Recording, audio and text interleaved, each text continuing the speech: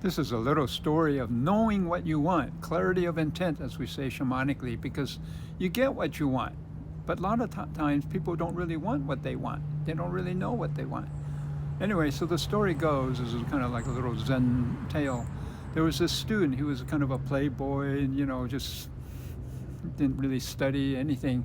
But a big exam was coming up, and their whole future in China, depended on this one examination. And so all of a sudden he had to kind of wake up. My God, he only had like a week to prepare, and he hadn't done anything all semester. So he thought he could game the system. So he went to this wise man, a sage, who lived right outside the village. And as he was going there, he thought, okay, what am I going to really focus on, what I need to get from him? He knew, he was smart enough to know that so much of the test depended on this one essay. So they had to write this essay. So he really wanted to really do a powerful essay. So he's waiting in line to meet this sage, and then finally his time was up, and he goes to the sage, and the sage, how can I help you? And he says, I have to write this essay. It has to be a most powerful essay. I want people to be knocked off their feet and, blow their mind, a really brilliant essay. And the sage kind of looked at him, and then anyway, the student was very earnest about it. So the sage says, okay, here's what you do. And he got a leaf, and he wrote this little mantra on this leaf. You put this under your pillow the day before the test, so it'll go into your dreams and everything. And then on the day of the test, you put it under your writing paper, so it's really close to you, and then you can write your essay. So the student took that to heart, had great faith in the sage, and then he went back, and the next day they took the test. And when it came to the essay, oh my God, all his ideas seemed so clear, and they were well organized, and it was said so poetically.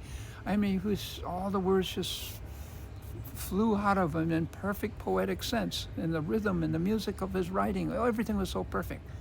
Okay, so he even finished his essay early. He finished the test early. So anyway, the next day, all the students were crowded around to see who had passed and who had not passed the test, and he knew he had passed the test. So he goes up, but to his utter dismay, he had failed the test.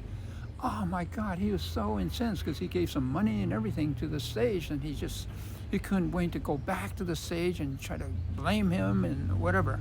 So anyway, he took the train, went out to the sage and waited in line again, and finally he was before the sage. And he just kind of blew up. Hey, you promised me this. I gave you this money, and then you promised me you have the most brilliant essay, and it would startle everything, but I failed the test.